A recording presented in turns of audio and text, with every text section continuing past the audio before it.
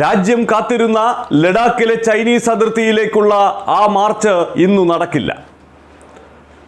കഴിഞ്ഞ 5 വർഷത്തിനുള്ളിൽ ലഡാക്കിലെ 4000 സ്ക്വയർ കിലോമീറ്റർ ഭൂമി ചൈന കയ്യേറിയിട്ടുണ്ട് എന്ന യാഥാർത്ഥ്യം ഈ ലോകം നേരിട്ട് കണ്ട് ബോധ്യപ്പെടും എന്നത് ഭയന്നുപോയ ഒരു ഭരണാധികാരിയുടെ ഭ്രാന്തൻ നീക്കത്തെ തുടർന്ന് സമാധാനപ്രേമികളായ സോനം വാങ്ചുക്കിനും ലഡാക്കികൾക്കും ആ മാർച്ച് തൽക്കാലത്തേക്ക് മാറ്റിവെക്കേണ്ടി വരുന്നു. ലഡാക്ക് മുഴുവൻ ആയുധങ്ങളുമായി പട്ടാളമാണ്.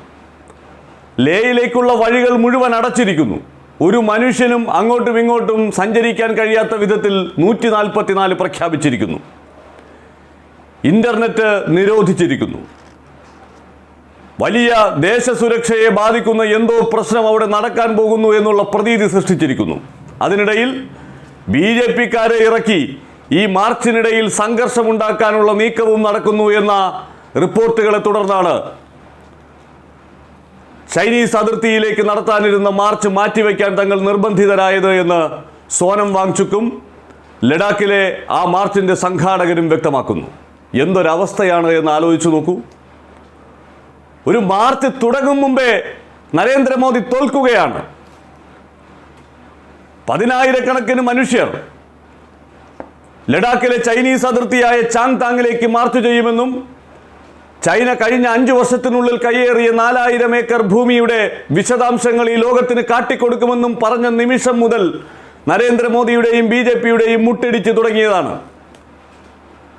ഒടുവിൽ ആ മാർച്ചിൻ്റെ സമയമായപ്പോൾ 144 പ്രഖ്യാപിക്കുന്നു, പട്ടാളത്തെ ഇറക്കുന്നു, റോഡ് മുഴുവൻ ബാരിക്കേഡുകൾ നിരത്തുന്നു, ആളുകളെ ഭയപ്പെടുത്തുന്നു.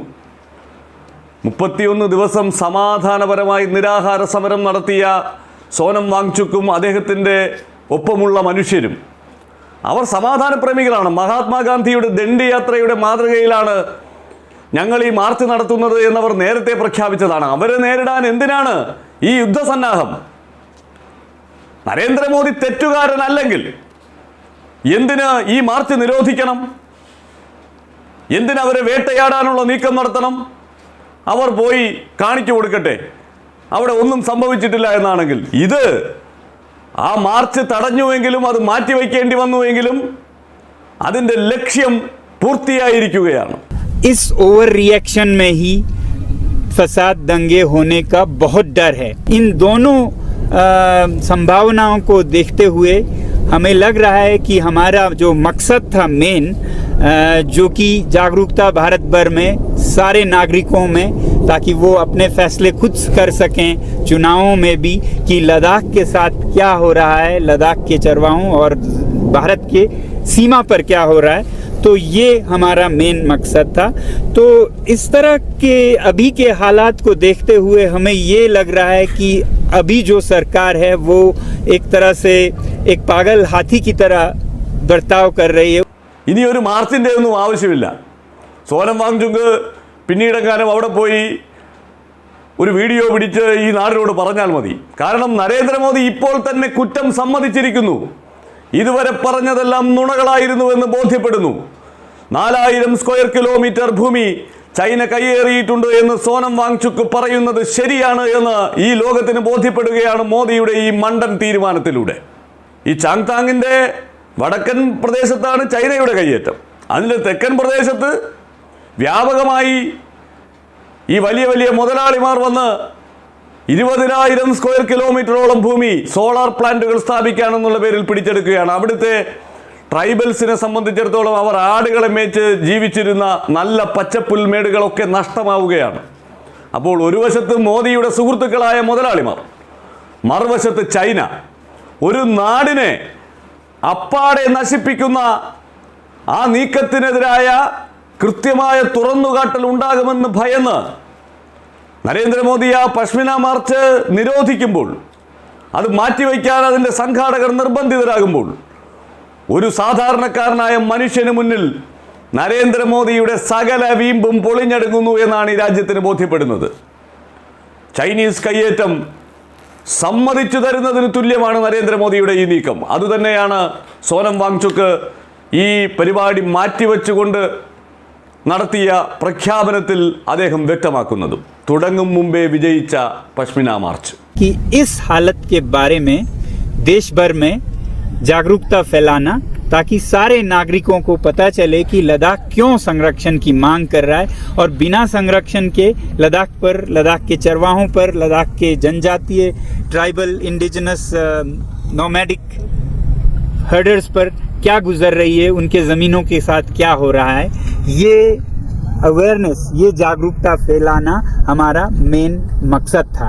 हमें मालूम था कि ये जो मार्च है उसे शायद रोका जाए क्योंकि बहुत कुछ छुपाने को, दबाने को है, ऐसा हम समझते हैं. मगर जिस तरह के पिछले 1-2 दिन में बौखलाहट के साथ ओवर रिएक्शन सरकार की तरफ से हुआ है, उससे हमारा मकसद मार्च के शुरू होने से पहले ही पूरा हो गया है. ये हम बहुत साफ देख रहे हैं. जिस तरह से दफ़ा 144 जैसे संगीन कदम उठाए गए, ले में नाफिज किया गया, या जिस तरह से इंटरनेट तक को बंद करने की सर्कुलर्स हैं जो कि कश्मीर में जब बहुत बड़े हादसे हुए तब ऐसा किया गया या जाता है, और जिस तरह से यहाँ पर कार्यकर्ताओं को, यूथ को पकड़ धकड़ करके ज़बरदस्ती उनसे बॉन्ड साइन कराने की कोशिशें चल रही हैं, उनसे साफ पता चलता है. और अब सारे अखबारों में, सारे मीडिया में ये हमारी जो मेन मकसद थी कि लद्दाख के साथ, लद्दाख के जवानों के साथ, लद्दाख के या भारत के ज़मीन के साथ सीमा पर क्या हो रहा है, वो मकसद पूरा पहले ही हो गया. ये हमें साफ दिख रहा है. अब हमारा मकसद क्या नहीं था वो बताएं. क्या था अभी बताया. क्या नहीं था कि हमारा मकसद कोई दंगा हो, फसाद हो, नेशनल सिक्योरिटी को कोई थ्रेट पहुंचे, लोगों के और प्रशासन के साथ भिड़ंत हो, ये हमारा बिल्कुल मकसद नहीं था. मगर अब जो ये स्टेप्स, ओवर रिएक्शन सरकार से हो रहा है, इसमें बहुत खतरा है इसी का कि ये जो नाकेबंदी हो रही है, लेह को एक वॉर जोन की तरह बना दिया गया है. जो सर्कुलर्स आपने देखे हो तो हर रास्ता जो लेह की तरफ आ रहा है उस पे बहुत बड़े संख्या में रायट गियर में पुलिस या अर्धसैनिक दस्ते बैठाए गए हैं. स्मोक ग्रेनेड्स, टीयर गैस और हथियारों से लैस जिस तरह से पूरे लेह को बंद किया जा रहा है एक जंग मैदान की तरह, और जिस तरह से अरेस्ट हो रहे हैं, जिस तरह से लोगों को इनकन्वीनियंस हो रही है, कोई दूर से आए कारगिल से, कोई पेशेंट या नोबरा से, तो उन सब को दिक्कतें रास्तों में दी जाने की पूरी योजनाएं हैं या अभी से रोके जा रहे हैं. उन सब को देखते हुए हमें ये लगता है कि इस ओवर रिएक्शन में ही फसाद, दंगे होने का बहुत डर है. या तो कहीं कोई आ रहे हों, उनके साथ गहमा गहमी में भिड़ंत हो और फिर दंगे हो, या फिर ऐसे कुछ किया कराया भी जा सकता है ताकि इस शांतिपूर्ण आंदोलन पर एक अशांति फैलाने का, हिंसा फैलाने का इल्ज़ाम लगे और फिर इस आंदोलन को ही बंद किया जाए.